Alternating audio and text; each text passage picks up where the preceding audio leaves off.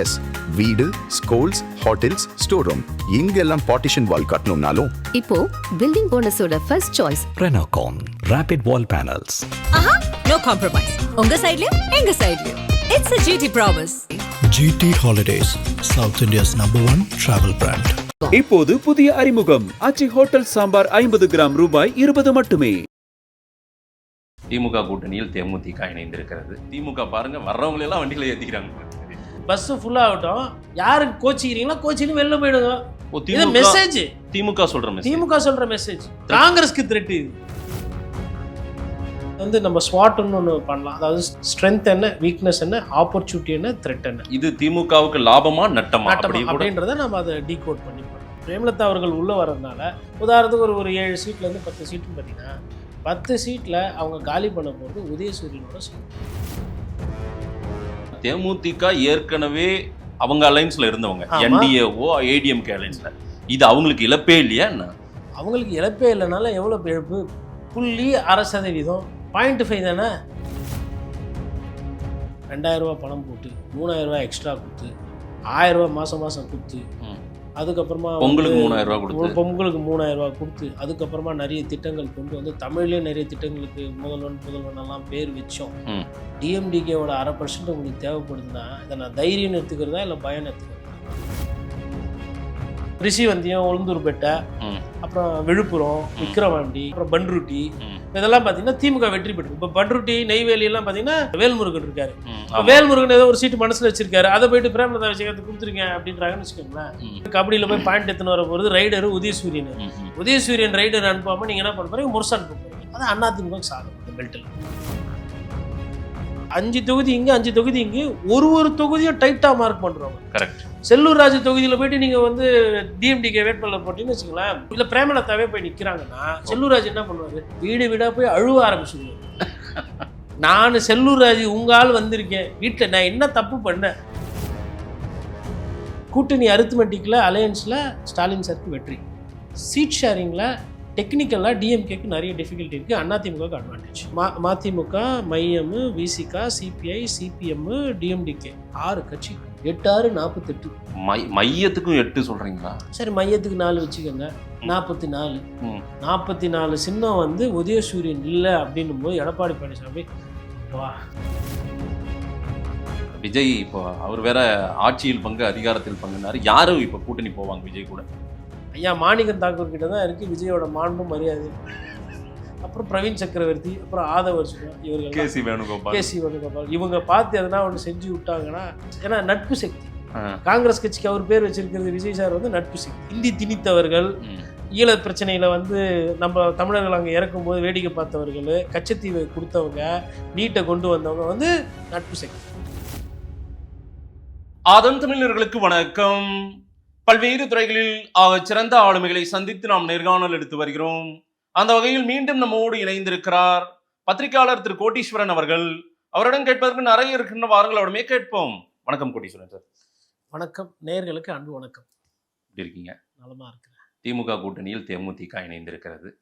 என்ன சார், இந்த பக்கமா அந்த பக்கமானு இருந்தாங்க, கடைசியா திமுக பாருங்க எல்லாரையும் வண்டியில வாங்க எல்லாரும் போலாம் அப்படின்ற ஒரு முடிவுக்கு வந்துட்டாங்க போல தெரியுது. திமுக வர்றவங்களெல்லாம் வண்டியில ஏற்றிக்கிறாங்க போல தெரியுது. அதுங்க பத்திரிகையாளர்களுக்கு இது ஒரு நல்ல செய்தி தானே. ஏன்னா எந்த கட்சி எந்த கூட்டணின்னு போவோம் தெரியாமல் டெய்லி போய் மைக்கை போட்டு அங்கே போய் நின்று எல்லாருக்கிட்டே நண்பர்கள் எல்லாரும் பேசுகிறாங்க, கேப்டனோட நிகழ்ச்சியில் எல்லாரும் கலந்துக்கிறாங்க. அப்படி இனிமேல் அதை பேச வேண்டியதில்லை, நம்மளும் திட்டு வாங்க வேண்டியது இருக்காது. பத்திரிகையாளர்கள் வந்து இந்த ஊடகத்தில் இருக்கிறவங்க தான் இப்போலாம் பேசுகிறாங்க, பத்திரிகையாளர் தான் இப்படி தான் பேசுகிறாங்க. இவங்க கூட்டணி போகிறாங்களோ போகாமல் போகிறாங்களோ, இதில் பாதிக்கப்படுறது பன் பட்டர் ஜாம் ஆகிறது பத்திரிகையாளர்கள், ஊடகம், அதுவும் குறிப்பாக யூடியூபர்ஸ். அப்போ அந்த விஷயத்தெல்லாம் நேற்று வந்து ஐயா ஈவாவேலு, எந்த ஈஸ்வரன் பெரிய ஈஸ்வரன், அதாவது யோகி அவரோட ஈசா யோகாவில் இருக்கிற ஈஸ்வரர் பெரியவரா, இல்லை திருவண்ணாமலையில் இருக்கிற திருவண்ணாமலையார் அருணாச்சலர் ஒரு பெரிய ஈஸ்வரான்னு போகும்போது போட்டு பார்த்துங்க அப்படின்னும் போது அந்த சைடு எஸ்பிவி, இந்த சைடு ஈவாவேலு, இவங்க 2 பேர் தான் பிரேமலதா விஜயகாந்த் அவர்களோட கடைசியாக வந்து பேசி கொண்டிருந்தார்கள் அப்படின்றது செவி வழி வர செய்தி. நான் போய் பார்க்கவில்லை, பத்திரிகை ஊடகத்தில் வரக்கூடிய செய்திகள். அந்த விஷயத்தில் வந்து ஈவாவேலு அவர்கள் முந்தி கொண்டார், முடித்து விட்டார், அவருக்கு கிடைத்த வெற்றி. இது இனிஷியலாக பார்க்கும்போது வந்து இப்போ நீங்கள் சொன்ன மாதிரி பஸ்ஸில் வந்து யார் வந்தாலும் ஏற்றி கொண்டு போகிறேன் அப்படின்ற மாதிரி ஒன்று இருக்குது. பஸ்ஸை பொறுத்தவரையிலும் இது வந்து மேரத்தான் மாதிரி. ஒரு 234 கான்ஸ்டியூன்சி வரல இந்த பஸ்ஸு போகணும். அப்போ தான் அந்த பஸ்ஸு வெற்றி பெற முடியும்.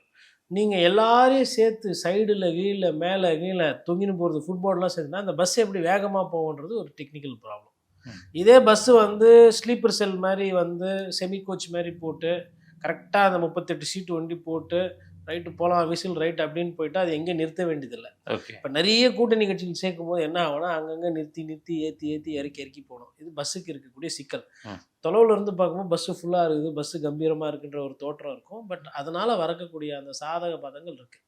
அப்போ நீங்கள் கேட்ட அந்த கேள்வி இது என்ன இப்படி ஆயிடுச்சு அப்படின்னா, இது வந்து நம்ம ஸ்வாட்னு ஒன்று பண்ணலாம். அதாவது strength, weakness, opportunity, thread. Strength என்ன, வீக்னஸ் என்ன, ஆப்பர்ச்சுனிட்டி என்ன, த்ரெட் என்ன. அதாவது இது திமுகவுக்கு லாபமா நட்டமா அப்படின்றத நம்ம அதை டீகோட் பண்ணி பார்க்கலாம். முதல்ல வந்து நம்ம ஸ்ட்ரென்த் அதை பற்றி பேசுவோம். இப்போ ஸ்ட்ரென்த்துன்னு பார்க்கும்பொழுது பிரேமலதா விஜயகாந்த் அவர்கள் திமுக கூட்டணிக்கு என்ன கொண்டு வராங்க அப்படின்றத நம்ம பார்க்கணும். அப்போ அப்படின்னு பார்க்கும்போது ஒரு பெண் தலைவர், நம்ம தமிழ்நாட்டில் இன்றைக்கி பெண் தலைவர்களுக்கு பஞ்சம். அதாவது ஒரு தோரணையாக பேசக்கூடிய தன்மை அப்படின்னு பார்ப்போம். அம்மையார் ஜெயலலிதா இருந்தாங்க. அதற்கு பிறகு நீங்கள் அந்த ஸ்ட்ரீமில் பார்க்கணுன்னா கனிமொழி அவர்கள் ஒண்டி தான் இருக்கிறாங்க. அதுக்கு நிகர் வேறு யாரும் இல்லை. அப்போ அந்த இடத்துல வந்து இவங்க வந்து பிரச்சாரம் என்பது பண்ணலாம். தேசிய முற்போக்கு திராவிட கழகம் மூலமா திமுக கூட்டணிக்கு வலு சேர்க்கலாம் பிரச்சாரத்தில். அது ஒரு ஸ்ட்ரென்த்து.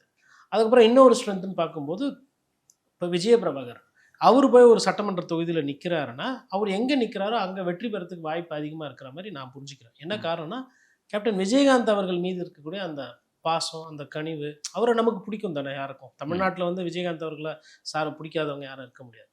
அப்போது அந்த ஒரு பாசம் பதிவு என்பது அது வந்து விஜயபிரகார் மூலமாக அதுவுமே வந்து ஒரு ஸ்ட்ரென்த்தாக மாறும்.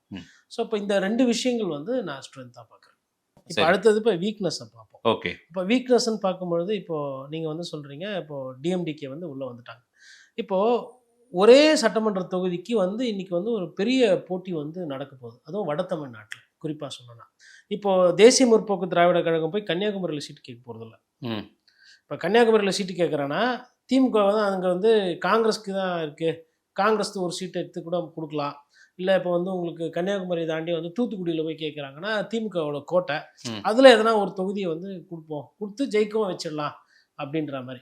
இப்போது டிஎம்டிகே பொறுத்தவரை அவங்களோட ஃபோக்கஸ் எங்கே இருக்குன்னா விருதுநகர், கோவில்பட்டி, அதுக்கப்புறமா வந்து உங்களுக்கு மதுரை, அந்த சைடில் அந்த ஜோன் ஆடுவாங்க. அப்புறம் இந்த சைடு வந்தீங்கன்னா உங்களுக்கு வந்து கடலூர், விழுப்புரம், விருதாச்சலம், அரியலூர் இந்த ஜோனில் ஆடுவாங்க.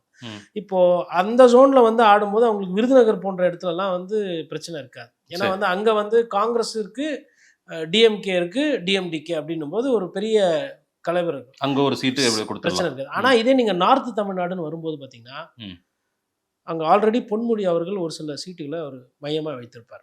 எனக்கு இப்போ உதாரணம் இப்போ திருக்கோயிலூர் இருக்குது, இல்லை விழுப்புரம் இருக்குது, விக்கிரவாண்டி இருக்குது அப்படின்போது பொன்முடியும் சிவி சண்முகமும் கட்சி வேறுபாடு தனிப்பட்ட முறையில் ஆதிக்கம் செலுத்தக்கூடிய தன்மை படுத்துவார்.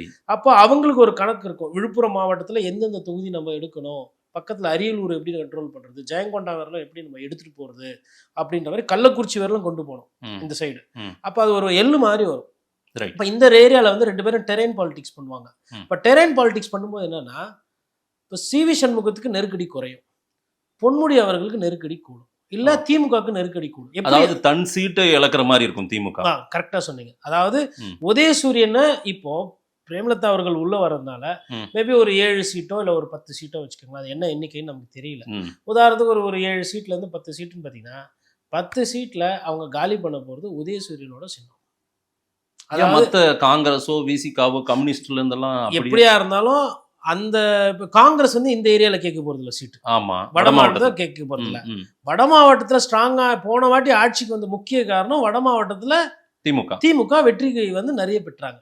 அதாவது திமுக ஆட்சி வந்தது காரணம் வந்து சென்னையிலேருந்து நீங்கள் எடுத்தீங்கன்னா நம்ம திருவள்ளூர்லேருந்து, அதாவது சென்னை கிரேட்டர் சென்னை ரீஜன் எடுத்திங்கன்னா கும்மிடிப்பூண்டிலேருந்து ஆரம்பித்து அப்படியே இப்படி வரும்போது ஃபுல்லாக 1லேருந்து 36 தொகுதியில் பார்த்தீங்கன்னா 32 தொகுதி 33 தொகுதி வெற்றி. அதுக்கப்புறமா அந்த ஸ்ட்ரெச் வந்து அப்படியே கனெக்ட் ஆகுது, செங்கல்பட்டு தாண்டியும் அது வந்து கனெக்ட் ஆகுது. எங்கே வரணும்னா விழுப்புரம்ல வெற்றி, கடலூரில் நல்ல வெற்றி, அப்புறம் உங்களுக்கு இதில் வரலாம் உங்களுக்கு வெற்றி. இந்த அரியலூர், பெரம்பலூர், இந்த சின்ன சின்ன மாவட்டங்கள்லாம் இருக்கு பாருங்க, நார்த் வட தமிழ்நாடு எல்லாமே வந்து நல்ல வெற்றி.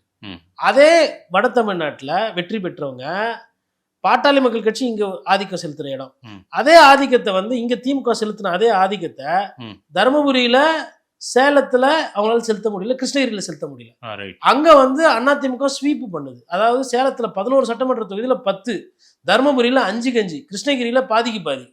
அப்போ அந்த பெல்ட், ஹோசூர் அந்த பெல்ட்டில் பார்த்தீங்கன்னா அதிமுக பாட்டாளி மக்கள் கட்சி நல்லா ஆடுது. ஆமா. ஆனா இந்த பெல்ட்டில் அதிமுக பாட்டாளி மக்கள் கட்சி நல்லா ஆட முடியல, வெற்றி பெற முடியல. அப்போ திமுக வந்து இங்க வெற்றி பெற்றிருக்கு. ஆமா. அப்ப திமுக ஸ்ட்ராங்கா இருக்கிற இடத்துல, திமுக வெற்றி பெறக்கூடிய இடத்துல தான் டிஎம்டிகே வந்து இப்ப சீட்டை கேட்குது. ஓகே. இப்போ ரிஷிவந்தியம், உளுந்தூர்பேட்டை, அப்புறம் விழுப்புரம், விக்கிரவாண்டி, இதெல்லாம் பார்த்தீங்கன்னா, அப்புறம் பன்ருட்டி, இப்போ இதெல்லாம் பார்த்தீங்கன்னா திமுக வெற்றி பெற்றது. இப்போ பன்ருட்டி, நெய்வேலி எல்லாம் பார்த்தீங்கன்னா தாவேக்கா இவர் வேற இருக்காரு, வேல்முருகன் இருக்காரு. வேல்முருகன் ஏதோ ஒரு சீட்டு மனசுல வச்சிருக்காரு, அதை போயிட்டு பிரேமலதா விஜயகாந்த் கொடுத்துருங்க அப்படின்றாங்கன்னு வச்சுக்கோங்களேன். அப்போ அது வந்து ஒரு கூட்டணி. உதாரணத்துக்கு இன்னொரு விஷயமும் இருக்கு, விசிகாவும் இந்த இடத்துல தான் ஸ்ட்ராங். எஸ். அப்போ சின்ன கட்சியா இருக்கக்கூடிய தமிழக வெற்றி கழகம், பெரிய கட்சியா இருக்கக்கூடிய விடுதலை சிறுத்தைகள் கட்சி, திமுக பெரிய கட்சி, அதுக்கப்புறம் கடலூர். அப்போ இந்த ஒரு பெரிய பீஸை 4 கட்சி பிரிச்சு எடுக்கும்போது என்ன ஆகும்னா, தலைவர்கள் ஒத்துமை ஆயிடுவாங்க. இப்போ நான் உளுந்தூர்பேட்டை அதிமுக காரரு, நான் வந்து இப்போ நேத்து வரை என்ன நினைச்சிருப்பேன், சூரியன்ல வேட்பாளர். இப்ப என்ன சொல்றாங்க, முரசுக்கு கொடுத்தாலும் கொடுப்பாங்க. இப்போ திருக்கோவிலூர் போன முறை எல் வெங்கடேசன் தேமுதிகவில் அவர் ஏற்கனவே எக்ஸ்எம்எல்ஏ, இப்போ உங்க தேமுதிக உள்ள வந்துட்டாங்க. இப்போ அப்படின்னும் போது அதை பிச் பண்ணுவாங்க, கண்டிப்பா கேட்பாங்கல்ல சீட் அவங்க. ஆமா. இப்போ திருக்கோவிலூர்னா பொன்முடி தொகுதி அது. ஆமா, பொன்முடி தொகுதியை கொடுக்க மாட்டாங்க. பொன்முடி என்ன நினைக்கிறாரோ அதுதான் சரி. பொன்முடிக்கு அப்படின்னும் போது பொன்முடி என்ன பண்ணுவாரு, ஈவா வேலை கூட்டு, எப்பா என்னப்பா அங்க பண்ணி இங்க பண்ணி என்கிட்ட திருப்பி விடுற அப்படின்னு பார்த்து சொல்லுப்பா அப்படின்னா, ஈவா வேலை சொல்லுமா, இல்லைங்க மாவட்ட செயலர் தொகுதி, அமைச்சர் தொகுதி. அவங்க அந்த வட மாவட்டத்தில் வாங்கணும்ல. அப்போ விழுப்புரம் விக்கிரவாண்டினா விழுப்புரத்துல மாவட்டத்துல நீங்க எதை எடுத்தீங்கன்னாலும் உதயசூரியன் தான் அங்க ரைடரு. ஃபர்ஸ்ட் பாயிண்ட் போய் கபடியில போய் பாயிண்ட் எத்தனை வர போறது ரைடரு உதயசூரியன். உதயசூரியன் ரைடர் அனுப்பாம நீங்க என்ன பண்ண போறீங்க, முரசு அனுப்ப போறீங்க. அது அதிமுக சாதம். அந்த பெல்ட்ல ஆட்டோமேட்டிக்கா சாதம், ஆட்டோமேட்டிக்கா அது சாதம். இப்போ திமுகவுக்கு இப்போ இது ஒரு சரிவா போகும். டெக்னிக்கல் கிரவுண்ட்ல இதனால சிக்கல்கள் நிறைய இருக்கு. நீங்க இப்போ யோசிச்சு பாருங்க, இப்போ டிஎம்கேல ஒரு சிலர் வந்து இருப்பாங்க, இப்போ விருதுநகர்ல இருக்கிறாங்க மாவட்டத்துல. இப்போ விருதுநகர் தலைக்கட்டு வந்து திருச்சூர்ல அவர் ஐயா வந்து கேகேஎஸ் சார். சாத்தூர்ல போய் சீட்டு கேட்பாங்களா, வாய்ப்பு இருக்கா? அப்போ பக்கத்துல எதுனா ஒரு சீட்டுன்னும் போது அங்க ஆல்ரெடி திமுகவுக்கும் காங்கிரஸுக்குமே டஃப்பா போயின்னு இருக்குது மாணிக்கம் தாக்கூர்னால. இப்போ டிஎம்டிகே உள்ள எடுத்துன்னு போய் விடும்போது சீட்டு ஐடென்டிஃபை பண்றதா சிக்கல். சீட் ஷேரிங் ஓகே, எண்ணிக்கை 8ஓ 10ஓ அது கொடுத்துருவாங்க, எந்த தொகுதி வேணும்ன்றதுல சிக்கல் இருக்கு. அப்போ நீங்க எல்லாரும் வந்து இப்ப இந்த ஜோன்லயே கேட்பாங்க. இப்ப இவங்க மேபி இப்ப விருதுநகர் ஓரளவு கம்ஃபர்ட்டா இருக்கும். இப்ப மதுரை நீங்க சொல்லுங்க, மதுரையில சீட்டு கேட்கறாங்க யாரு, மதுரை தான் கரெக்டா. மதுரை எப்படின்னா, ஒண்ணு நீ இல்லைன்னா 5க்கு 5, திமுக 5, அதிமுக 5, மதுரை மத்தி பிடிஆர். அப்படியே நீங்க போகும்போது செல்லூர் ராஜு தொகுதி வருது, ஆர்வி உதயகுமார், அப்புறம் திருப்பரங்குன்றம் வராரு, அதான் ராஜன் செல்லப்பாது வர, அப்புறம் மதுரை மூர்த்தி வராரு, அந்த சிட்டிக்குள்ள மூர்த்தி வராரு. அதுக்கப்புறமா வந்து உங்களுக்கு வந்து தளபதி மாவட்ட செயலர் எம்எல்ஏ. அப்போ தொகுதியில 5 தொகுதி இங்க 5 தொகுதி இங்க, ஒரு தொகுதியும் டைட்டா மார்க் பண்றவங்க. செல்லூர் ராஜு தொகுதியில போயிட்டு நீங்க வந்து டிஎம்டிகே வேட்பாளர் போட்டீங்கன்னு வச்சுங்களேன், ஒருவேளை டஃப் இல்ல பிரேமலதாவே போய் நிக்கிறாங்கன்னா செல்லூர் ராஜு என்ன பண்ணுவாரு, வீடு வீடா போய் அழுவ ஆரம்பிச்சுடுவாரு. நான் செல்லூர் ராஜு உங்க ஆள் வந்திருக்கேன், வீட்டுல நான் என்ன தப்பு பண்ணேன் சொல்லுங்க, ஆல்ரெடி சிக்கலா இருக்கு, எடப்பாடியார் என்ன சேர்ப்பாரா, நான் இந்த மதுரைக்காரன் நான் எங்க போவேன், இப்படியே போய் வீட்டு வீடா போக ஆரம்பிச்சுடுவாரு. ஆர்வி உதயகுமார் என்ன பண்ணுவாரு, அங்கேயே போய் வீட்லயே உட்காந்துருவாரு, இட்லி கொடுங்க, நான் எவ்வளவு வாட்டி சாப்பாடு எல்லாம் ஆக்கி போட்டிருப்பேன், கோயில் ஃபங்க்ஷன்லாம் எவ்வளவு பண்ணிருப்பேன், என்ன இந்த மாதிரி பண்றாங்க. ராஜன் செல்லப்பா எங்கன்னா போங்க, இந்த பக்கமே வந்துடாதீங்கன்ட்டு அவரு ஒரு டிஃபரெண்டான அரசியல் பண்ணாரு. தளபதி ஆல்ரெடி காங்கிரஸ் மேல கோவத்துல இருக்கிறாரு. யாருன்னா போய் அவரு தலை சீட்டை கேட்டீங்கன்னு வச்சுக்கோங்களேன், டிஎம்டிகே சீட்டை கேட்டீங்கன்னா, அப்போ ஒரு வாட்டி ஜெயிச்சா நீங்க இருந்துருவீங்க, அப்போ ஜெயிச்சா இருந்துருவேன், தோத்தா ஜெயிச்சா இருந்துருவேன், தோத்தா இப்படி அந்த சிம்பு படம் ஒண்ணு வரும்ல, இருக்கு இல்ல இல்ல இருக்கு இருக்கு அப்படின்ற மாதிரி போயிடுவாரு. அந்த மாதிரி அப்போ ஒருத்தரும் தொகுதியை வந்து டஃப் பண்ணுவாங்க. சரி, பிடிஆர் தொகுதி மதுரை மத்தி நினைச்சு பார்க்க முடியுமா, பிடிஆரை மீறி பிடிஆர் தொகுதினா டிஎம்கேல யாரும் கேட்க மாட்டாங்க, அதிமுக வெல் லெஃப்ட், அதான் பால் யாக்கர் போடுறான்னு தெரியுது இல்ல, எதுக்கு அந்த பாலை போய் கை வைப்பானே, இல்லை வெளியில போகுது அதை போய் கை வச்சு கேட்ச் மாட்டுறதுக்கு அது பாலை விட்டுரு. பிடிஆர் பந்து வருதுன்னா அந்த தொகுதியில பைசா கொடுக்காம அவர் எப்பவுமே வெற்றி பெற சாம்பியனுங்க. அதாவது சமகால அரசியல்ல காசுக்கு ஆசைப்படாம பேரை கெடுத்துக்காம ஒரு குடும்பம் அரசியல் இன்னைக்கு பேர் எடுத்துருக்குன்னா அது பிடிஆர் பழனிவேல். அவர் யாரு, நான் அவரை பார்த்ததுலாம் கிடையாது, ஏன்னா எல்லாத்துக்கும் ஒரு கதை சொல்லுவாங்க, அதுக்கு சொல்கிறேன் நான். ஏங்க ஆளுமை என்பதோ திறமை என்பதோ தரவு என்பதோ எல்லா கட்சியிலையும் இருக்கும். அந்தந்த கட்சியில் எது சாதகம் எது பாதகம் எது நல்லா இருக்குது எது மோசமாக இருக்குன்றது நம்ம வந்து தோழித்து காட்டுவதா நம்மளோட தொழில். அப்படிமா மதுரை மத்தினா அது பிடிஆர் முடிஞ்சிச்சு. மீறி யாருன்னா போய் ஒரு வெற்றி தான் பெறுவார் அப்படின்லாம் சொல்லலை. லேபிள் செலவு பண்ணாமல் தேர்தலை பார்க்கக்கூடிய ஒரு கிளாடி ஒருத்தர் தமிழ்நாட்டில் இருக்கிறாருன்னா அது அங்கேருந்து ஆச்சு. அது மாதிரி நிறைய பேர் இருக்கலாம். ஃபர்ஸ்ட் என் கண்ணுக்கு ஃபர்ஸ்ட் தெரியுது மதுரை மத்தி. அப்ப மதுரையில டிஎம்டிகே மதுரையில கேப்டனுக்குன்னு ஒரு இது இருக்கு, மரியாதை இருக்கு. இப்ப எங்க மதுரை போய் நீங்க எங்க போய் சீட்டு கேட்பீங்க? இது எல்லாமே எந்த தொகுதியில ஹவுஸ்ஃபுல். இப்போ திருப்பரங்குன்றத்துல போயிட்டு இப்ப ஆல்ரெடி ஒரு பஞ்சாயத்து ஓடிட்டு இருக்கு. திருப்பரங்குன்றம் கொடுங்க டிஎம்டிகே கேட்கறான்னு வச்சுக்கோங்களேன். அவங்க வந்து சரி பரவாயில்ல குத்துலாம் அப்படின்னு. ராஜன் செல்லப்பா ஹாப்பியா அவரு இல்ல ஆர்பி உதயகுமார் இவங்கெல்லாம் என்ன நினைக்குவாங்க, சாமி எல்லாம் மதுரை மீனாட்சி போனாலும் சரி இல்லை கள்ளழகர்கிட்ட போனாலும் அழகரே அப்பா எப்படியாச்சும் டிஎம்டிகே எனக்கு எதிர்த்து வேட்பாளர் வரணும்ப்பா அப்படின்னு அதிமுக வேண்ட ஆரம்பிச்சிருவாங்க. ஈஸி. ரெட்டலை வந்து சூரியனை எதிர்த்து மூர்த்தி அவர்கள் செலவு பண்ணி அவரை எதிர்கொள்றது எப்படி இருக்குது, டிஎம்டிகேல வேட்பாளர்னும் போது எப்படி இருக்குது? இல்ல சார், தேமுதிக ஏற்கனவே அவங்க அலைன்ஸ்ல இருந்தவங்க, என்டிஏஓ ஏடிஎம்கே அலைன்ஸ்ல. இது அவங்களுக்கு இழப்பே இல்லையா என்ன? அவங்களுக்கு இழப்பே இல்லைனால எவ்வளோ இழப்பு? 0.6%. 0.5 தானே. பட் காத்திருந்தாங்கல்ல இத்தனை நாள், அவங்களுக்கு காத்திருந்தாங்க. சரி, அதாவது இப்போ வந்து நீங்கள் அதிமுகவில் இதே போய் ஒரு செய்தி தொடர்பாளர்கள் கேட்டிங்கன்னா அவங்க வந்து நம்மளை போல ஜனரஞ்சமாக பேச முடியாது. ஏன்னா நேற்று வரலாம் அந்த பழம் நல்லா இருக்கும், இப்போ அந்த பழம் கிடைக்கணும் சிச்சி இந்த பழம் புளிச்சு போச்சு அப்படின்னு அந்த நரிகதைக்கு போவாங்க. அது வேற விஷயம். நான் என்ன சொல்கிறேன்னா, what are you bringing to the table? 0.6% தான் நீங்கள் வாங்கினீங்க போன தேர்தலில். 2 கட்சி சேர்ந்து பயணம் பண்ணீங்க, அம்மா மக்கள் முன்னேற்ற கழகமும் தேசிய முற்போக்கு திராவிட கழகமும். அதாவது மக்கள் நல கூட்டணி, அந்த சேஞ்ச் பாருங்க. மக்கள் நல கூட்டணி அதிமுக கூட்டணி, அங்கேருந்து மக்கள் நல கூட்டணி, அங்கேருந்து வந்துட்டு அம்மா மக்கள் முன்னேற்ற கழகம், அதுலேருந்து திருப்பி அதிமுக, அப்புறம் பிஜேபியோட கொஞ்ச நாள் பயணம், அதுக்கப்புறம் திமுக. இன்னும் இப்போ அடுத்த ஸ்டாப் வந்து தாவேக்கா பனையூர் தான். இப்போ இந்த அலையன்ஸ் ஃபெயில் ஆச்சுன்னா அப்படியே அறிவாலயத்தை வந்து பஸ் பிடிச்சி அப்படியே பனையூர் போயிடலாம். எக்ஸ்ப்ளோர் பண்ணாத கூட்டணி அதான். மிச்சம் எல்லா கட்சியோடவும் கூட்டணி வச்சாச்சு. இது இந்த கொள்கையை நான் என்னன்னு புரிஞ்சுக்கிறது இல்லை. 0.5%க்கு இவ்வளோ பெரிய ஒரு அழைப்பும் இருந்திருக்கு திமுகவில். ஐயா ஸ்டாலின் அவர்கள் நேற்றுக்கு ஒரு அடி முன்னாடி வந்தே வரவேற்பு கொடுத்ததெல்லாம் நம்ம பார்த்தோம். அது வந்து அவரு நாகரிகம் தெரிஞ்சவர், அதனால வந்து மாண்புக்கும் மரியாதைக்கெல்லாம் வந்து முதல்வர்கிட்ட கம்மி கிடையாது. இப்போ இந்த வீக்னஸ்ல நம்ம ஃபர்ஸ்ட் ஒரு வீக்னஸ் விட்டுப்போம். அடுத்தது என்னன்னா, இவ்வளோ பிரச்சனைக்கும் இவ்வளோ வேகத்துக்கும் காரணம் நன்றி உபயதார் ஐயா மாணிக்கம் தாக்கூர். காங்கிரஸ்ல போட்டு கூட்டணியில் பங்கு, ஆட்சியில் பங்கு, அதில் பங்கு, இதில் பங்குன்ன உடனே அவர் என்ன பண்ணிட்டாரு, பஸ்ஸு ஃபுல்லாகட்டும், யாருக்கு கோச்சிக்கிறீங்களோ கோச்சின்னு வெளில போயிடுங்க. மெசேஜ் திமுக சொல்ற மெசேஜ். இது காங்கிரஸ்க்கான மெசேஜா? திமுக இது வந்து நம்ம ஸ்வாட்ல ஸ்ட்ரென்த் பெஸ்ட் வீக்னஸ் த்ரெட், காங்கிரஸ்க்கு த்ரெட். இது திமுக தலைவர் ஸ்டாலின் அவர்கள் ராகுல் காந்தியை விட தேமுதிக பெருசா என்ன? காங்கிரஸை விட ஓபிஎஸ் கூட இன்னைக்கு பேசுறது, நாளைக்கு ஏதோ ஒரு உடன்பாடு, நாளைக்கு திடீர்னு வந்துட்டு நீங்க காதம் வச்சு எதையோ ஒண்ணு பேசி விஜய் கிட்ட போயிட்டீங்கப்பா. காங்கிரஸ் கட்சி சார்ந்தவங்க நாங்க வளரணும், 2029 நாங்கள் லோக்சபா வந்து விஜயும் ராகுல் காந்தியும் அப்படி மனசில் வைக்கிறோம், விஜயும் வளருவார் ராகுல் காந்தியும் வளருவார், நாங்கள் 2 பேருமே அப்படியே க்ளீனானவங்க, எங்களுக்கு கருப்பு பணம்னா என்னென்ன தெரியாது, நீங்கள் கூட்டணி போகிறீங்க சரிங்க. அப்போ அந்த நேரத்தில் ஸ்டாலின் அவர்கள் எப்படி ரியாக்ட் பண்ண முடியும்? இப்போ வந்து அவர் வந்து ஒரு டிஃபென்ஸுக்கு வச்சிருக்காரு ஸ்டெப்பு. அதாவது காங்கிரஸ் கூட்டணி விட்டு போயிடுச்சு அப்படின்னாலும் அப்போ டிஎம்டிகே இருக்கு, மக்கள் நீதி மையம் இருக்கு, இந்த 2 கட்சியை வைத்து அதை பேலன்ஸ் பண்ணலான்றது அவர் போடுற கூட்டணி கணக்கு. அதுக்காக தான் இதை வந்து அவர் செஞ்சிருப்பாருன்னு நான் நினைச்சுக்கிறேன். ஒண்ணு. இரண்டாவது என்னன்னா, இவ்வளவும் பண்ணி ஆட்சி வந்து கிட்டத்தட்ட முடிகிற நேரத்துல வந்து 2000 ரூபாய் பணம் போட்டு 3000 ரூபாய் எக்ஸ்ட்ரா குத்து, 1000 ரூபாய் மாசம் குத்து, அதுக்கப்புறமா பொங்கலுக்கு 3000 ரூபாய் கொடுத்து, அதுக்கப்புறமா நிறைய திட்டங்கள் கொண்டு வந்து தமிழ்லயே நிறைய திட்டங்களுக்கு முதல்வன் எல்லாம் பேர் வச்சோம். டிஎம்டிகேவோட 0.5% உங்களுக்கு தேவைப்படுதுன்னா இதை நான் தைரியம் எடுத்துக்கிறதா இல்லை பயம் எடுத்துக்கிறதா? நீங்க யதார்த்தமா பேசும், ரெண்டுமே சரிதான்.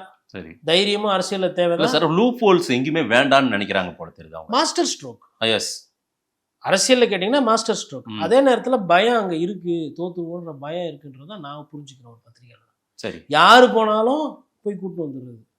டிடிவி தினகரன் அவர்கள் ஒரு நேர்காணலில் புள்ள பிடிக்கிற வேலையை பண்ணது திமுக இப்படியே சொல்றாரு பத்திரிகையாளர்கள் பேசும்போது. யார் போனாலும் போயிட்டு பார்த்தா இப்போ நீங்கள் சொல்கிறீங்க ஓபிஎஸ் அவர் அங்கே போயிருக்கிறாரு, இப்போ சந்திச்சிருக்காங்க, இன்னும் நடக்கல. சரி, நான் வந்து கொஞ்சம் அரசியலை மக்களுக்கு புரியுற மாதிரி யதார்த்தமா பேசணும்ன்றவங்க. சார் எனக்கு- இது ஒரு எனக்கு இது ஒரு பயங்கர- இல்ல, ராஜதந்திரம் இல்ல, தானே சார். அதான் இது என்ன இல்ல, தேர்தல் அப்படி நான் வைக்க கூடாது. ராஜதந்திரம் நம்ம பொலிட்டிக்கலா ஷார்ப்பா அவங்க பயங்கர புத்திசாலி அதுக்கெல்லாம் போல. நான் என்ன கேட்குறேன்னா, அம்மையார் ஜெயலலிதாவுக்கு மு.க. ஸ்டாலின் அவர்கள் யாரு? எதிர்க்கட்சி தலைவர் எதிரி எதிரி. எதிரி திமுக காரங்க கிட்ட போய் உங்க எதிரி யாருன்னு கேட்டா ஏடிஎம் எம்ஜிஆர், ஆ. அந்த அம்மா, ஆ. அவங்க இன்னும் கொஞ்சம் இதுவா பேசுவாங்க. அதே மாதிரி இவங்க கிட்ட போய் கேட்டா மோசமான வார்த்தைகள் பேசுவாங்க. ம். அதை நான் அதை பயன்படுத்த விரும்பல. அவங்களுக்கு ஒரு மாதிரி கிண்டல் பண்ற வார்த்தைகள் வச்சிருப்பாங்க. அவனே, இவனே, இவளே, அவளே ஆமா. அப்படின்ற மாதிரிலாம் அவங்க பேசுவாங்க. அது அவங்க தன்மை. அந்தந்த கட்சியில கீழே இருக்கிறவங்க தொண்டர்களோட அந்த கோபம் உணர்வு. அப்படி இருக்கும்போது நீங்க மாசம் மாசம் ஜோசியக்காரரை போய் அப்பாயின்மெண்ட் கொடுத்து பார்க்குற மாதிரி நேரம் நல்லா இருக்குதா, டைம் எப்படி இருக்குது அப்படின்ற மாதிரி நீங்கள் அடிக்கடி அவரை போய் சந்திச்சுட்டு இருக்கீங்க. கால் ஷீட் வாங்கி வாங்கி பார்த்துட்டு இருக்கீங்க. யாரு? வாக்கிங் போனால் பார்க்குறீங்க. யாரும் ஓபிஎஸ் ஆஹா. வாக்கிங் போனால் பார்க்குறாரு. அதே வாக்கிங் இடத்துல வந்து தியோசபல் சொசைட்டி டிடிவி தினகரன் தான் வாக்கிங் ஒரு காலத்தில் போயிட்டு இருந்தார். சிஎம் போகிற டைமும் இவர் போகிற டைமும் ஒரே நேரமாக இருக்குன்னு சொல்லிட்டு இவர் போகிறத கம்மி பண்ணினார். யார்? டிடிவி தினகரன். ஏன்னா அரசியலில் 4 பேர் அதை எதிரில் பார்த்தா இதை வைத்து எதுனா ஒரு கதை சொல்லுவாங்க, ஒரு பேய் கதை சொல்லுவாங்க. நிகழ்ச்சியில், திருமண நிகழ்ச்சியில் பார்க்கறது வேற, ஆமா. இறப்புல பார்க்கறது சந்திக்கிறது வேற, ஏர்போர்ட்ல பாக்குறது ஏர்போர்ட்ல பார்க்கறது வேற.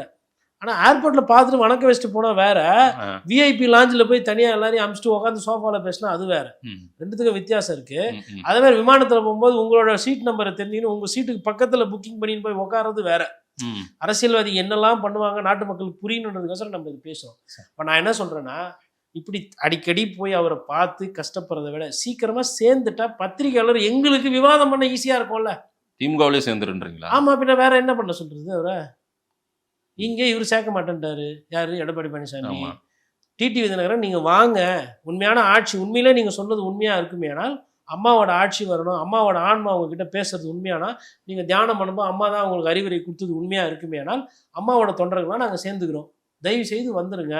அப்படி நீங்க வரலன்னா அம்மாவோட பிள்ளைகள் அதிமுக கட்சிக்காரங்க பார்க்குற பொதுமக்களை அவங்களை அடையாளம் காட்டுவாங்க நீங்க யாரு அப்படின்னு கிட்டத்தட்ட அன்பா மிரட்டி ஒரு விஷயத்த பண்ணி வச்சிருக்கிறாரு. யாரு? டிடிவி தினகரன். இப்போ டிடிவி தினகரனுக்கும் யோசனை இருக்கும்ல, என்னைக்கு சேருவாரு, இதுல இங்க வருவாரா, இங்க வருவாரா.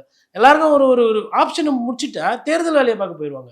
இப்போ இன்னொன்று, ஓபிஎஸ் போய் சேர்றாரு போடியில், இவர் யாரும் சேர்த்துக்க மாட்டாங்க, போன வாட்டி நின்று 10,000 ஓட்டு நம்ம தோத்துட்டோம், இந்த வாட்டி நம்ம வந்து ஜெயிச்சிடலாம் அப்படின்னு ஒரு ஆசையில் இருப்பார்ல ஒருத்தர். திமுக காரரோ காங்கிரஸ்காரரோ ஏதோ ஒரு கட்சிக்காரரு, அவர் ஆசையில் மண்ணள்ளி போட்டிங்களா? இன்னொன்று, தேனியில் இருக்கிற அதிமுக காரங்க இதை எப்படி பார்ப்பாங்க? அப்பா ஒருத்தர் போனார்பா, நமக்கு கீழே இருக்கவங்களுக்கு வாய்ப்பு. தேனி நீங்கள் எடுத்தீங்கன்னா எல்லாமே வயசு அதிகமானவர்கள் தான் அரசியல்வாதிகள். ஆமாம். கம்பராமகிருஷ்ணன் வயது ரொம்ப மூத்தவர், ஓபிஎஸ் ஐயா வயது மூத்தவர், தங்கத்தமிச்சல் தான் கொஞ்சம் வயசு கம்மி இவங்களோட கம்பேர் பண்ணும்போது. ரைட்டு. யாரும் 30 வயசு 40 வயசு அரசியல்வாதிலாம் கிடையாதுங்க. அதே மாதிரி வந்து இவர் எஸ்கேடி ஜக்கையன், அவர் எல்லாருமே வந்து வெட்டரன் பொலிட்டீஷியன் தான். அப்படி இருக்கும்போது ஓபிஎஸ் அவர்கள் அங்கே போகிறாங்கன்னா அதிமுக யாருன்னா புதுசாக கூட ஆளை திடுவாங்க. அந்த வாய்ப்புகளுக்கு த்ரூ ஆகுது இல்லையா அவங்களுக்கு. அதெல்லாமே வந்து அதாவதுங்க ஒரு விஷயம் மாறுதுன்னும் போது ஒரு ஒரு விஷயத்தை கிளியர் பண்ணுவோம். அங்கே வந்து புதுசாக புல் வேற ஏதோ செடி முளைக்கும். எவ்வளோ நாள் தான் ஆலமரமே இருக்கிறது, மற்றது எதுவும் வளராதுல. ஆலமரம் புதுசா நிறைய பேர் வர்றதுனால திமுக ஷீட் ஷேரிங் விஷயத்துல நிறைய குழப்பங்கள் இருக்கும். கண்டிப்பா வருங்க சீட் ஷேரிங். ஒருத்த நாட்டில் நேற்று வரலாம் வைத்திலிங்கம் எதிர்த்து அரசியல் பண்ணவர், இப்போ வைத்திலிங்கத்தோட சேர்த்து போகணுமா? ஆமா. ஒருத்த நாட்டில் யார் வேட்பாளர்? இப்போ வைத்திலிங்கம் தான். வைத்திலிங்கம். அப்போ அப்போ திமுக காரங்க அங்கே ஒரு ஒன்றிய செயலாளரோ நகர செயலாளரோ நான் வேட்பாளர் ஆகணும்னு ஆசையில் இருந்தாங்கல்ல, அவங்களுக்கு 4.5 வருஷமா கஷ்டப்பட்டுருக்கேன்.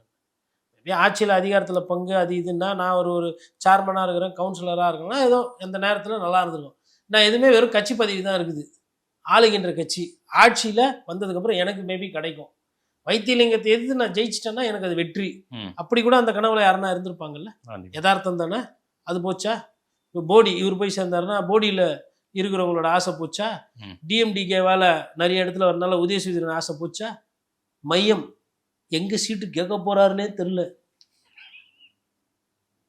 கோயம்புத்தூரில் சீட்டு வாங்கிக்கினாருன்னா எப்பா எப்படியா இருந்தாலும் அது தோக்கிற இடம் தான், குத்து விட்ருக்கும்பா கமலுக்கு டார்ச் லைட் ஆக்ஷன் போய்ட்டு விட்டுருவாங்க. சரி, சென்னையில் கேட்குறாரு. சென்னையில் தான் அவங்க கொஞ்சம் அதிகமாக கஷ்டப்பட்டு திமுக மாவட்ட செயலாளர் உழைச்சி கீழ்ச்சி எல்லாத்தையும் பண்ணி சென்னையை வந்து ரதம் மாதிரி வச்சுக்கிறாங்க. அவங்க இன்ஜினை ஸ்டார்ட் பண்ணால் வண்டி வந்து 110 120ல போற மாதிரி சீசன் பண்ணி வச்சுக்கிறாங்க. ஆ. நீங்க வந்துட்டு வண்டி சாவி கொஞ்சம் கொடுங்க, அந்த தொகுதி நான் ஓட்டிக்கிறேன், இந்த தொகுதி நான் கேட்பாங்க. டிஎம்டிகேவும் கேட்கலாம், ம். சென்னையில் மேபி தென் சென்னையில் எங்கன்னா கேட்பாங்க, எக்மோர் அது கேட்கலாம். எங்கன்னா எக்மோர் கூட எக்மோர் கேட்கலாம். ம். இப்போ எக்மோர் கேட்குறாங்க டிஎம்டிக்கு, சேகர் பாபு என்ன நினைப்பாரு? என்ன நினைப்பார் சொல்லுங்க, கணிங்க. கரெக்டாக நீங்கள் சொன்னீங்க எக்மோர், நீங்கள் சொன்னீங்க, சொல்லுங்க ஐயா. சேகர் பாபு என்ன நினைப்பாரு? நெஞ்சார்ந்த நன்றி கூட்டணிக்கு, ஆல்ரெடி பரந்தாமனை நான் எப்படி காலி பண்ணுறது, வேண்டாத தெய்வம் இல்லை, இஷ்ட தெய்வமே வந்து கொடுத்துருக்கு. ஆனால் கொடுத்துடலாண்ணே எக்மோரை, கிட்ட இருந்து நான் பார்த்து ஜெயிச்சிடறேன்னு. ஜெயிச்சதே கிடையாது சமீப காலமாக அதிமுக. டிஎம்டிகே வந்து நிற்குதுன்னும் போது கண்ணா லட்டு தின்னு ஆசையான்ற மாதிரி அதிமுகவில் வேலை செய்கிறதுக்கு ஆள் இல்லை மெட்ராஸில், சரியா? ஆமா.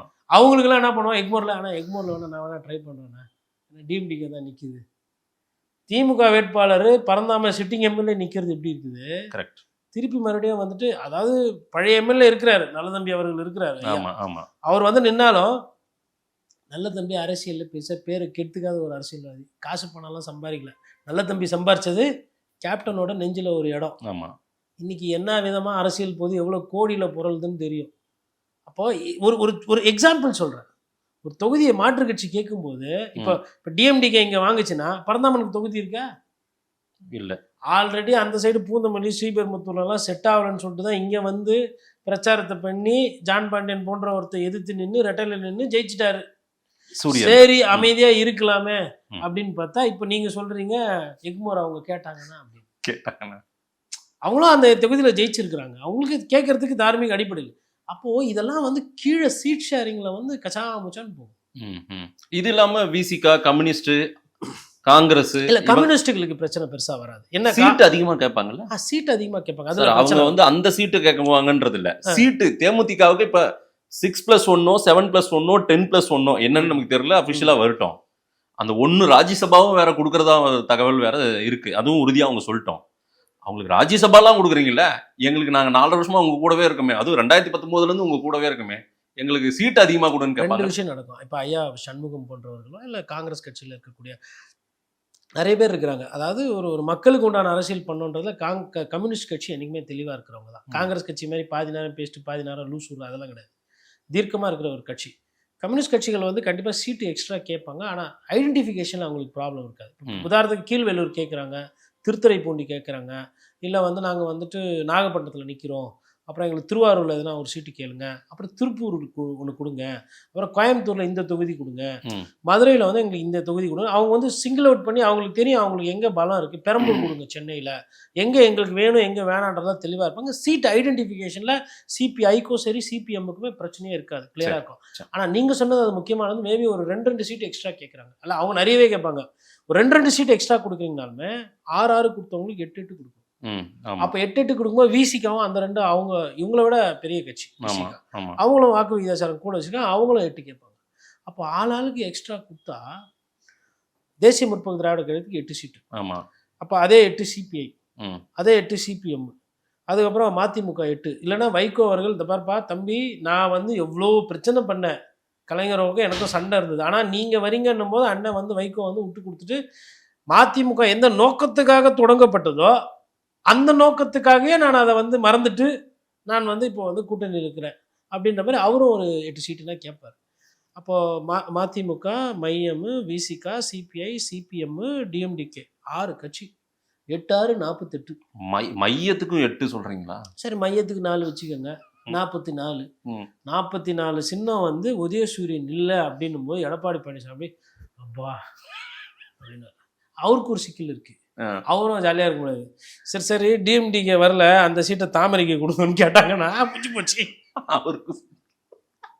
இந்த சைடு ஹாப்பி ஆயிடுவாரு. அதாவது டல்லானது நம்ம சொன்னல பொன்முடி நேரு எல்லாம், அவங்களுக்கு வந்துப்பா திருச்சியில தாமரை அப்படின்னா நேரு ஹாப்பி ஆயிடுவாரு. மகேஷ் பொய்யாமி கிட்ட போட்டா இங்க ஒரு ஸ்ரீரங்கம் நல்லா இருக்கான், தாமரை கேட்கறாங்க அப்படின்னா ஐயோ நான் கூட பயந்த திருச்சியில ஸ்ரீரங்கம் போயிடுமோன்னு, தாமரைனா ஒன்றும் பிரச்சனை இல்லை பார்த்துக்கலாம். அதாவதுங்க ரெட்டலையும் உதயசூரியனும் எத்தனை இடத்துல அதிகமாக நிற்கிறாங்கன்றது ஃபர்ஸ்ட் போட்டி. அது வந்து ஒரு நம்பர் கேம். கூட்டணி அரித்மெட்டிக்கில் அலையன்ஸில் ஸ்டாலின் சாருக்கு வெற்றி, சீட் ஷேரிங்கில் டெக்னிக்கலாக டிஎம்கேக்கு நிறைய டிஃபிகல்ட்டி இருக்குது, அதிமுகவுக்கு அட்வான்டேஜ். ஏன்னா அங்கே வந்து கம்மி லைட் வெயிட். ம். இப்போ டிஎம்டிக்கே போயிடுச்சு இல்ல. ம். அந்த 8 சீட்டு ஒரு 7 சீட்டு ஏதோ மனசுல இருக்கு, இல்ல 10 சீட்டு இருக்குன்னா இப்ப அந்த 10 சீட்டை வச்சு சின்ன கட்சிகள்கிட்ட விளையாடலாம்ல. ம். ம். இப்போ உதாரணத்துக்கு திடீர்னு வந்து பண்ருட்டி, கடலூர், நெய்வேலியில் வேற எங்கன்னா போய் நில்லுங்க அப்படின்னு வேல்முருகன் கிட்ட சொல்றாங்க. ம்.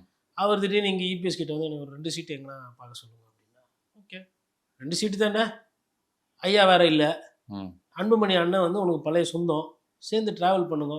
வெற்றி கழகத்துக்கு தாவேக்கா சரி, எங்ககிட்டயும் ஒரு தாவேக்கா இருக்குது, கடலூர் எப்படியா இருந்தாலும் வீக்கு தான், ஒரு உதாரணத்துக்கு சொல்றேன். சரி. அரசியல் வந்து எப்படி வேணா மாறும். ஸோ இதுக்கு மேல சீட்டு கொடுக்கறதுல பிரச்சனைகள் பெரிய இருக்கும். பிரச்சனை இருக்கு. அங்கங்க லோக்கல்ல வந்துட்டு நிறைய சிக்கல்கள் வந்து வரும். நிறைய மாவட்ட செயலர்கள் ஒரு சில எம்எல்ஏவோட மனக்கசப்பு இருக்கும். ஆமா. இப்போ அவர் மாவட்ட செயலராக இருப்பார், அமைச்சராக இருப்பார், ஆனால் எம்எல்ஏக்கு வந்து திருச்சியில் நிறைய இருக்குது, ம். டெல்டாவில். ம். என்ன பண்ணுவாங்க, மாவட்ட செயலருக்கு என்ன பண்ணுவாங்க, ஆனால் அந்த கட்சி டிஎம்டிக்கு இங்கே ஒன்று கொடுத்து விட்ருங்க, விசிகாக்கு அங்கே ஒன்று கொடுப்போம், காங்கிரஸ் வேணா இங்கே நிற்க சொல்லுங்கன்னு தள்ளி விடுவாங்க அந்த சீட்டை. ஓ. இதெல்லாம் வந்து டிஎம்கேக்கு இது சிக்கல். ரைட். பார்க்கலாம் அது என்ன நல்லதோ நடக்குது. கெட்டதோ, ம். அது உதயசூரியன் நிற்குதுன்னா அது கதை வேற, ம். அதில் வேற கட்சி நிற்குதுன்னா அது சிக்கல். விஜயை நம்ம மறந்துட்டோமே சார். விஜய் இப்போ அவர் வேற ஆட்சியில் பங்கு அதிகாரத்தில் பங்குனாரு. யாரும் இப்போ கூட்டணி போவாங்க விஜய் கூட? விஜய் கூட ஐயா ஓபிஎஸும் போயிட்டு இவரை தான் பார்க்குறாரு. அப்போ ஆ. அவரும் இல்லைன்னு ஆகிப்போச்சு. அதேமா ஐயா மருத்துவர் ராமதாஸ் வந்து இவர் போய் பார்த்துருக்கணும் மருத்துவமனையில். யாரு? விஜய் சார். ஆமா. பார்க்கல, கொள்ளலை. அவருமே அதை வருத்தமா சொன்னாரு. விஜய் வந்து கண்டிப்பா ஆ. முழு நேரம் அரசியல்வாதி அப்படின்னா யாருக்கு உடம்பு சரியில்லை, யாருக்கு பிறந்த நாள், எந்த தலைவர் இறந்த நாள், அங்கே போய் மாலை போடணும். அப்புறம் சமூகத்தில் எதனா ஒரு சமுதாய தலைவர் யாருன்னா இருந்தாங்கன்னா என்ன கதை ஏது இதெல்லாம் தெரியணும். அப்போ படிக்கிறது இல்லை, சிந்தனை கிடையாது, 4 விஷயம் தெரிஞ்சுக்கிறது கிடையாது, அரசியலே பண்ணுறது இல்லை. அதனால தான் நான் மறந்து போயிட்டேன். இப்போ நீங்கள் எனக்கு நினைவுபடுத்தி ஞாபகப்படுத்தி விட்றீங்க. ம். நீங்கள் அநேகமாக அந்த சோஷியல் மீடியா வைப்ஸ் எல்லாம் நிறைய பார்க்குறீங்கன்னு நினைக்கிறேன், டிக்டாக் ரீல்ஸ். அதனால் நீங்கள் அப்டேட்டடாக இருக்கீங்க. நம்ம பார்க்குறது இந்த சாதாரண அரசியல், மக்கள் அரசியல். அதனால விஜய் அவர்கள் பாவம், அவர் எதிர்பார்த்துட்டு இருந்தேன். இப்போ ஒரே ஒன்று தான், ம். ஐயா மாணிக்கம் தாக்கூர் கிட்ட தான் இருக்குது விஜயோட மாண்பும் மரியாதையும். அப்புறம் பிரவீன் சக்கரவர்த்தி, அப்புறம் ஆதவ அர்ஜுனா, இவர்கள் கேசி வேணுகோபால் இவங்க பார்த்து எதனா ஒன்று செஞ்சு விட்டாங்கன்னா மேபி தாவேக்கா வெர்சஸ், ஏன்னா நட்பு சக்தி. ஆ. காங்கிரஸ் கட்சிக்கு அவர் பேர் வச்சிருக்கிறது விஜய் சார் வந்து நட்பு சக்தி. ஆ. இது தீய சக்தி திமுக, ஆ. அண்ணா திமுக ஊழல் சக்தி. இது வந்து நட்பு சக்தி. யாரு? 2G ஊழல் பண்ணவங்க, ம். கோல்கேட் ஸ்கேம்ல இன்வால்வ் ஆனவங்க, ம். போஃபர்ஸ், இதெல்லாம் பண்ணவங்க வந்து தூய சக்தி. இந்தி திணித்தவர்கள், ம். ஈழ பிரச்சனையில வந்து நம்ம தமிழர்கள் அங்கே இறக்கும்போது வேடிக்கை பார்த்தவர்கள், கச்சத்தீவை கொடுத்தவங்க, நீட்டை கொண்டு வந்தவங்க வந்து நட்பு சக்தி. அப்போ இவ்வளவு பிரச்சனையை பண்ணது இதெல்லாம் வந்து நட்பு சக்தியாக தெரியும். அப்போ இவருக்கு எவ்வளோ அரசியல் தெரியலன்றது புரியுதா சார்? காங்கிரஸ் போனா கூட பலம் கூடும் சார் அவங்களுக்கு. அதாங்க 5% வாக்கு இருக்கா காங்கிரஸ் கட்சிக்கு? அவங்க 3 நாள் தான் சொல்றாங்க, நான் கூடுதலாகவே சொல்றேன் 5. ஆ. விஜய் அவர்களுக்கு 40% இருக்கா அவங்க சொல்றது? நான் என்ன சொல்றேன்னா 40, 5 சேர்த்து 45 நில்லுங்கன்றேன். நின்னுடுங்க, தெரிஞ்சிரும்ல. மூன்றாவது அணி பலவீனமா இருக்கணும்னு எதனா இருக்கா? அப்படியெல்லாம் அசுர பலம். அதாவது இப்போ என்ன ஆகி போச்சு பேச்சு, விஜய் வந்து நம்பி வருவாங்கல்ல, அவங்களுக்கு எதனா கொடுக்கணும்ல அப்படின்லாம் பேசினார்ல. நீங்கள் தான் நம்பி போங்க. ஏன்னா பிரவீன் சோடங்கருக்கோ இல்லை பிரவீன் சக்கரவர்த்திக்கோ காங்கிரஸ் கட்சி எவ்வளோ ஓட்டு வாங்குதுன்றது கேட்டால் தெரியாது, பூத்தில் ஆளுக்கு தானே தெரியாது. ஆனால் விஜய்க்கு 30% வரும், விஜய்க்கு 20% வரும்னு தெரியும். இவங்கெல்லாம் சொன்னோன்னா அவங்க என்ன பண்ணுறாங்க, இப்போ அருண்ராஜ் போன்றவங்களாம் 40% இருக்குன்றாங்க, அடிச்சிட்டாங்க. அப்புறம் தான் விஜய் பார்க்குறாரு, சரி இது ரொம்ப கூட ஆளுங்க சொல்கிறாங்களோ 30% இருக்குன்னு இப்போ சேலத்தில் பேசினார்னு நினைக்கிறேன். மாணிக்கம் தாக்கூர் கூட ஒரு ட்வீட் போட்டிருந்தாரு, 3வது இடம் தான் ஏடிஎம்கே பிஜேபிக்கு. அது அருமையான கண்டுபிடிப்பு. நான் என்ன கேட்குறேன்னா, இப்போ அந்த பஞ்சாயத்து போயிட்டு நீ இதுக்கு அதிமுக கிட்ட வர, உங்களுக்கு மரியாதை தேவை, மரியாதையை கேட்டுக்கிட்டு இருக்கீங்க. திமுகவில் ஒரு சில மருத்துவர், நான் நிறைய வாட்டி இதை சொல்லிட்டு இருக்கேன், அஃபீஸ் உள்ளான்னு சொல்லிட்டு ஒரு மருத்துவர், எந்த மரியாதை, முதல் மரியாதையா, காதலுக்கு மரியாதையா, ஊர் மரியாதையாலாம் போடுறாங்க. அப்ப அது மரியாதை நிமித்தமா அதை முடிங்க ஃபர்ஸ்ட், அதிமுக கிட்ட அப்புறம் சண்டைக்கு வரலாம். உங்க வாயை மூடுறதுக்கு தான் டிஎம்டிகேவே கொண்டு வந்திருக்கிறாரு ஸ்டாலின் சார். ராகுல் காந்திக்கு மெசேஜ் எப்படி கேரளாவை விஜயோட சேர்ந்து கேசி வேணுகோபால் சிஎம் ஆயிடுவாரு. அப்புறம் மாணிக்கம் தாக்கூர், பிரவீன் சோடங்கர், இவங்கெல்லாம், பிரவீன் சக்கரவர்த்தி, இவங்க சோடங்கர்லாம் இங்கே உட்காந்து பிளான் பண்ணி தமிழகத்தில் தாவேகாவும் காங்கிரஸும் சேர்ந்து இங்கே பெருவா நிறைய எம்எல்ஏ ஜெயிச்சிருவீங்க, பாண்டிச்சேரியில் ஆட்சி பிடிச்சிருவீங்க ரங்கசாமியை வச்சு. அப்போ ஸ்டாலின், அப்போ நான் என்ன பண்ணுறதுன்னு கால் மேலே கால் போட்டு பாசாபா மாதிரி உட்காந்து, அப்படியா சரி ரைட்டு, நான் அந்த ஏடிஎம்கே சண்டை நான் அதை அப்புறமா பார்த்துக்கிறேன், பா யாருப்பா கூட்டணியில் யாருன்னா வரீங்களாப்பா அப்படின்னு, ஐயா உள்ளேனையா அப்படின்ற மாதிரி டிஎம்டிக்கு. அதுக்கு முன்னாடியே கமல் வந்துட்டாரு, இந்த டார்ச் எல்லாம் உடச்சு டிவி எல்லாம் உடச்சாரு. இது பாருங்க, இந்த திமுகவோட ஒரு சிறப்பு என்னன்னா, திமுக யாரெல்லாம் அந்த கட்சியே கிடையாது, அது அழிஞ்சு போயிடணும் அப்படின்னவங்க தான் கொஞ்சம் வருஷங்கள் கழிச்சு பார்த்தா அங்கே வந்துட்டு திமுக தான் நமக்கு தேவை அப்படின்வாங்க. உதாரணம் காங்கிரஸ் கட்சி. ஒரு காலத்தில் திமுகவை அழிக்கணும் எதிர்க்கணும்னு வந்த கட்சி தான், இல்லை காங்கிரஸை எதிர்க்கணும்னு வந்த கட்சி தான் திமுக. ஆனால் இன்னைக்கு திமுகவை தூக்கி பிடிக்கிறதோ இல்லை ஆட்சி வர்றதுக்கு காரணமாக இருக்கிறது யாரு? காங்கிரஸ். அப்புறம் திமுக வந்து ஒரு தீய சக்தி, இது வந்து குடும்ப அரசியல் பண்ணுதுன்னு சொல்லிட்டு போனவர் ஐயா வைகோ. இது 2. அதுக்கப்புறமா டிஎம்டிகே, இப்போ அவங்களும் சேர்ந்துட்டாங்க. அதுக்கு முன்னாடி ஐயா மக்கள் நீதி மையம். இப்ப நீங்க எல்லாம் சொல்றீங்கல்ல திமுகக்கு மாற்று அப்படின்னு. அப்ப திமுகக்கு மாற்றுனா எது இங்க நிக்குது காலத்துல? உடையாம சிதையாம கட்சியா இருக்கிறது எந்த கட்சி? அண்ணா திமுக தானே. திமுகக்கு மாற்று. அப்ப இது மாதிரி நிறைய பேர் வருவாங்க. இது இந்த ரேஞ்சில் போச்சுன்னா திமுக யாரெல்லாம் எதிர்க்கும் வேகமா எதிர்த்தாங்களோ ஒரு 10 வருஷம் கழிச்சு அவங்க திமுக கூட போய் கூட்டணி வச்சிருக்காங்க. இது இப்படியே போய் விஜய் சார் ஒரு 10 வருஷம், நீங்க கேட்ட கேள்விக்கு இப்ப வரேன் நான் சுத்தி 10 வருஷம் அரசியல் பண்றாருன்னா விஜய் சார் அண்ணா அறிவாலயம் போய் ஒப்பந்தத்துல கையெழுத்து போடுவார். அப்போது உதயநிதி ஸ்டாலின் வந்து பொறுப்புல இருப்பாரு. விஜய் சார் வந்து தாவேக்கா திமுக கூட்டணி, இது எப்போவோ சேர வேண்டிய கூட்டணி, பழநழுவி பாலில் வந்து டிஎம்டிகேக்கு 10 வருஷம் ஊந்துது, எங்களுக்கும் 10 வருஷம் கழிச்சு விசில் வந்து பாலில் ஊந்துச்சு அப்படின்னு நடக்கும். இங்க இப்படிதான் போயிருக்கு அரசியல். இதெல்லாம் வேணான்ட்டு சீமான் மாநாடு தனியா அதெல்லாம் அண்ணனை கணிக்க முடியாது. அண்ணனோட ரேஞ்சே வேற. அண்ணன் வந்து அவர் தலைவர் எப்படி, பிரபாகரன் அவர்கள் அப்படி, அந்த வழியில் அவர் அப்படி. அதனால் அவரை வந்து இவங்களோட சேர்க்க முடியாது. அது அவரை புரிஞ்சுக்கிறது ரொம்ப கஷ்டங்க. கூட இருக்கவங்களால புரிஞ்சிக்க முடியல. ஸோ ராஜீவ்காந்தியை தயார் பண்ணி விட்டார் பேச்சாளராக. அதே மாதிரி கல்யாண சுந்தரத்தை பேச்சாளராக அண்ணன் வந்து ஒரு பயிற்சி கொடுத்தாரு. தரமான விவாதங்கள் பண்ணுறாங்க, தரம் தாழ்ந்த வார்த்தைகள். இப்போ கல்யாண சுந்தரமும் எவ்வளோ விவாதங்களில் பேசுறது நீங்கள் பார்த்துருப்பீங்க. கடின வார்த்தைகளோ கண்ணிய குறைவான சொல்லாடங்கள் பேசுறது கிடையாது. கோவத்தில் கத்துவாங்க. இப்போ தம்பி கார்த்திக் கூட கோவத்தில் வந்து உங்களுக்குலாம் சூடு சொரணம் மானம் வெக்கம் எதுவுமே இல்லையா அப்படின்ற மாதிரிலாம் பேசுவாப்புல. அது வந்து ஆபாச வார்த்தை இல்லை, கோவத்தோட வெளிப்பாடு. கடந்த காலத்தில் காளியம்மாள் கூட கடுமையாக பேசுவாங்க, ஆனால் அந்த கண்ணியம் தவறாது.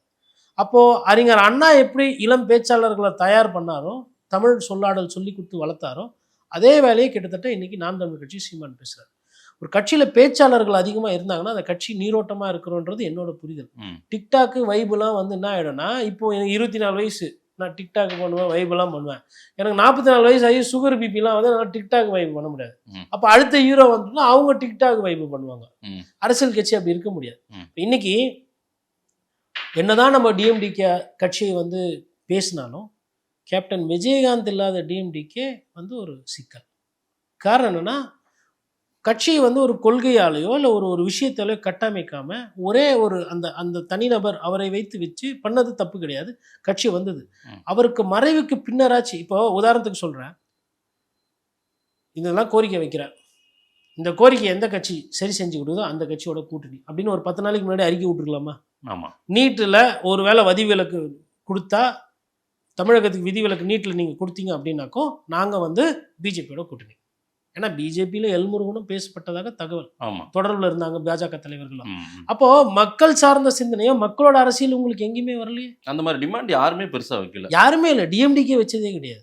டிஎம்டிகே எங்கே எதனா ஒரு மக்கள் பிரச்சனையை பேச சொல்லுங்கள், கேட்க சொல்லுங்கள், இல்லை எதனா ஒரு போராட்டம். சரி, இப்போ ஒரு சாம்பிள், மாற்றுத்திறனாளிகள் போராட்டம் பண்ணுறாங்க. எங்களுக்கு ஓய்வூதியம், எங்களுக்கு மாதத்துக்கு இந்த பணம்லாம் வந்து கூட கொடுக்கணும், எங்களுக்கு வசதிகள்லாம் செய்யணும்னா காவல்துறை அரெஸ்ட் பண்ணி எங்கெங்கேயோ ஊருக்கு வெளியில் வர நிறைய பேருக்கு அதுக்கு கண் அவர்களுக்கு சரியாக தெரியல, கை கால் வந்துட்டு சரியில்லாமல் இருக்கிறாங்க. அவங்கள எடுத்துன்னு போயிட்டு எங்கேயோ எடுத்துன்னு போய் போராட்டம் பண்ணாலும் விட்டுருங்க. யாருக்கோ பணம் கொடுக்குறீங்க, 1000 ரூபா கொடுக்குறீங்க, லேப்டாப் கொடுக்குறீங்க, ஆடு மாடு கொடுக்குறீங்க, தாலிக்கு தங்கம் கொடுத்தீங்க, எல்லாம் பண்ணிங்க அந்த திராவிட கட்சிகள். அவங்களுக்கு இதை செஞ்சீங்களா? செய்யலை. அதனால தான் போராட்டம் பண்ணுறாங்க. அவங்க வந்து வானத்துக்கும் வைகுண்டத்துக்கும் போட்டி போடல, கேட்கல. அப்போ அதை செய்யணுன்ற அந்த எண்ணம் இல்லை. பிரேமலதா விஜயகாந்த் அவர்கள் அதை ஒரு கோரிக்கையா ஒரு 4 நாளைக்கு முன்னாடி இதை எந்த கட்சி செய்தோ அந்த கட்சியோட கூட்டணின்னு சொல்லியிருந்தா கூட உங்களோட கோரிக்கையை ஒன்று ஏற்றுனாங்க, அதனால கூட்டணி கூட சொல்லலாம். இப்படி ராஜ்யசபா சீட்டு தேர்தல் ஆணையம் சொன்ன உடனே மறுநாள் போயிட்டு நீங்கள் வந்து தியானம் பண்ணி திரும்பி பார்த்தா அண்ணா அறிவாலயம் தெரியுது, ஈசா யோகால இருந்து தெளிவு வருது.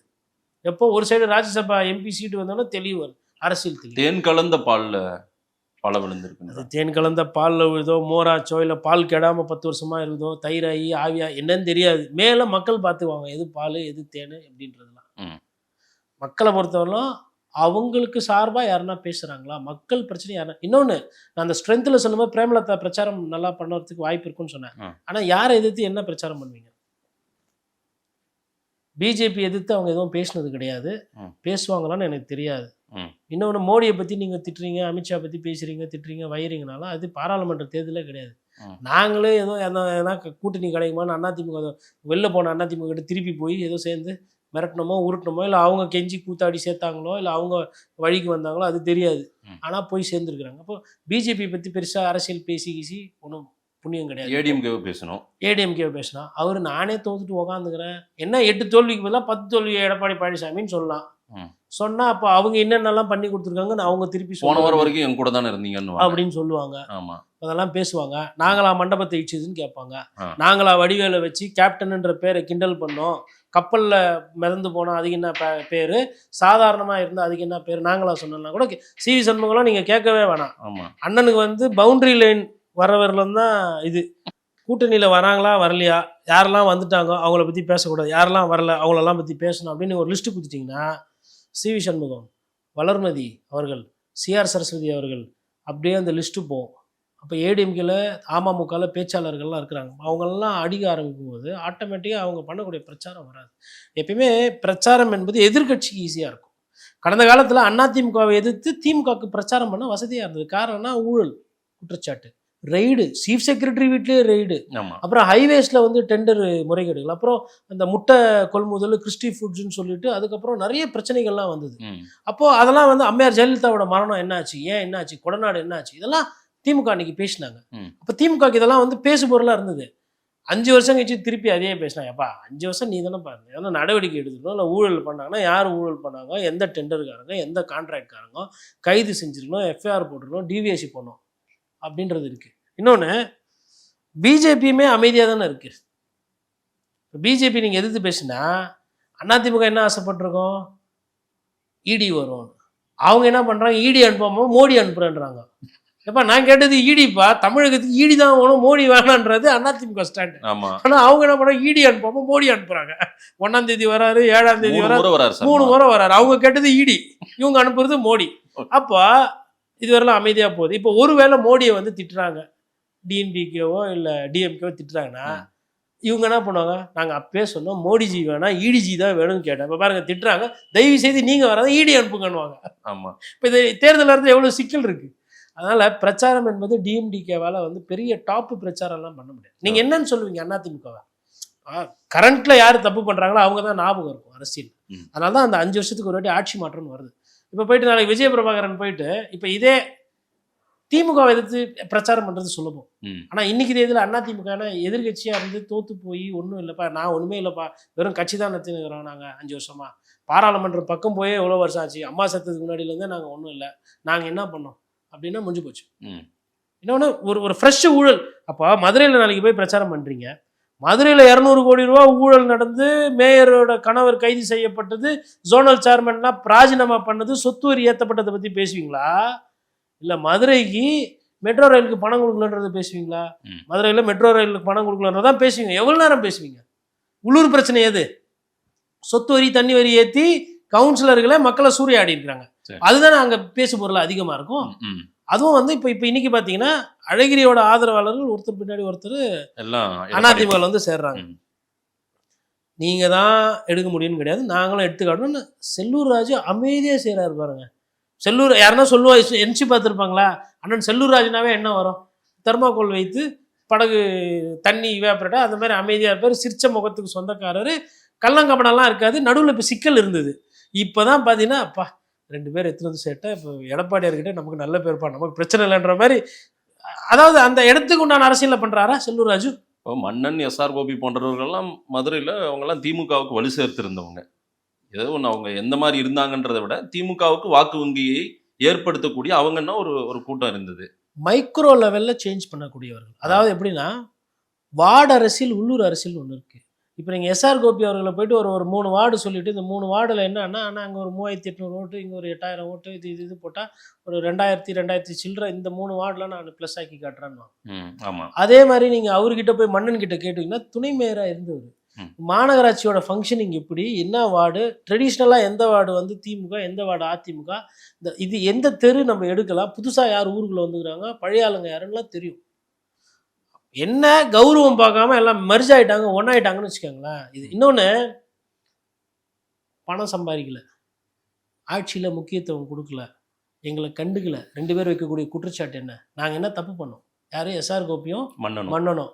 இன்னொன்று, இந்த தப்பு நடந்தது, இந்த ஊழலுக்குள்ள நாங்கள் காரணம் இல்லை, எங்களுக்கு திமுகவில் முக்கியத்துவம் இல்லை, எங்களுக்கு வந்து அரசியலே நாங்கள் பண்ண முடியல லோக்கலில், அதனால தான் நாங்கள் இங்கே வந்திருக்கிறோன்றாங்க. இவர்கள் எந்த அளவுக்கு புனிதர்கள், இவர்கள் எல்லாமே நல்லவர்களா, இவர்கள் மேலே எதுவும் தப்பு இல்லையான்றது அது மதுரை மக்களுக்கு தான் தெரியும். சரி, இவர்கள் மீது என்னென்ன இருக்குன்றது இல்லை. ஆனால் அரசியல் நம்ம பண்ண முடியல, நமக்கு இது வாய்ப்புன்னும் போது அவங்க என்ன பண்ணாங்கன்னா 2 மடங்கு எக்ஸ்ட்ரா வேலை செய்வாங்க. எப்பவுமே சிறுத்தையிலேயே உணவு சாப்பிட்ட சிறுத்தைக்கும் பசியோடு இருக்கிற சிறுத்தைக்கும் வித்தியாசம் இருக்கு. பசியோடு இருக்கிற சிறுத்தைன்னு வேகமாக ஓடும், ஏன்னா சாப்பிட்டு ஆகணும், உணவு தேவை. இது அப்படி இல்லை. சரி, நான் சிறுத்தை தான் இருந்தாலும் இப்போ வயிறு ஃபுல்லாகுது, அப்புறம் பார்த்துக்கலாம், கொஞ்சம் காலியானவனை தானே தேவை. அது மாதிரி அதிமுக வந்து பசியோடு இருக்கக்கூடிய சிறுத்தைகள், திமுக வந்து ஓரளவுக்கு வயிறு நிறைந்த சிறுத்தைகள். இதே 10 வருஷம் ஆட்சியில் இருந்தப்போ அகோர பசியில் இருந்தார்கள் திமுக. அப்போ ஃபோர்ஸா வந்து ஸ்வீப் பண்ணாங்க, ஜெயிச்சாங்க. இதெல்லாம் வந்து பார்க்கணும். இப்போ அடிப்படையில் தோத்த தொண்டர்கள் வந்து இந்த தேர்தலில் நம்ம தோத்து போயிட்டோம்னா நம்ம மோசமாகிடுவோம் அப்படின்ற ஒரு எண்ணோட்டம் இருக்கு. அது எப்படி பிளே ஆகுதுன்னு பார்க்கலாம் சார். வர்ற நாட்களில் எல்லாமே நமக்கு தெரியும். இன்னும் யார் யார் எங்கே விடுபட்டவங்களாம் எங்கே சேருவாங்கன்றதையும் நம்ம பேசுவோம். மக்கள் என்ன சொல்கிறாங்கன்னு பார்க்கலாம். நேரம் கொடுத்து பேசினதுக்கு நன்றி. நன்றி.